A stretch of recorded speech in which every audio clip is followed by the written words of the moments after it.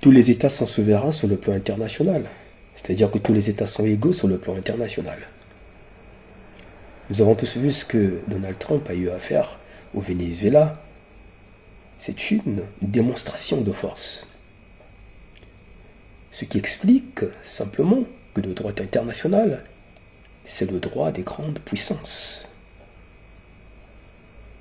Ce qui explique simplement le rapport de force. Rien ne justifiait cette action menée par les États-Unis. Je dis bien rien du tout ne justifiait cette action. Donald Trump parle du fait que Maduro soit impliqué dans le trafic de drogue. C'est une raison. Mais nous le savons tous qu'il y a une raison plus importante que ça. Le pétrole, qui constitue l'intérêt principal des États-Unis au Venezuela. Le pétrole vénézuélien est très important pour les États-Unis. La politique est une question d'intérêt. En politique, il n'y a pas d'amis, il n'y a que des intérêts. Je ne suis pas en train de soutenir ce qui s'est passé. Je suis contre l'action menée par les États-Unis au Venezuela. Cette action pourrait constituer une forme de libération pour le peuple vénézuélien parce que prisonnier de la dictature de Maduro. Mais c'est une libération, selon mes analyses, qui est une libération empoisonnée. Une dictature qui est remplacée par une autre forme de dictature. Les États-Unis décident de l'enlever du pouvoir, de l'enlever du pouvoir pour le juger et décident de le remplacer par quelqu'un d'autre. Quels sont les enjeux? C'est d'avoir le contrôle sur tout le pays. C'est de contrôler le territoire. C'est d'avoir le contrôle sur les richesses du pays. Vous voyez un peu? C'est inadmissible, c'est anormal. Je suis contre la dictature, de la manière que je suis contre la dictature menée au Congo, en République du Congo, par M. Denis Sassou Nguesso, avec son système et son gouvernement. Je le suis également contre toutes les autres dictatures dans le monde entier, en Afrique, partout.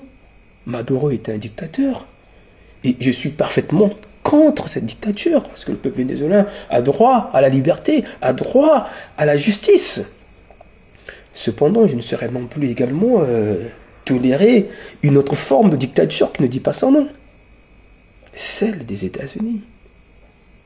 Celle de Donald Trump. Que font les juridictions internationales face aux différentes violations de droit international commises par les États-Unis?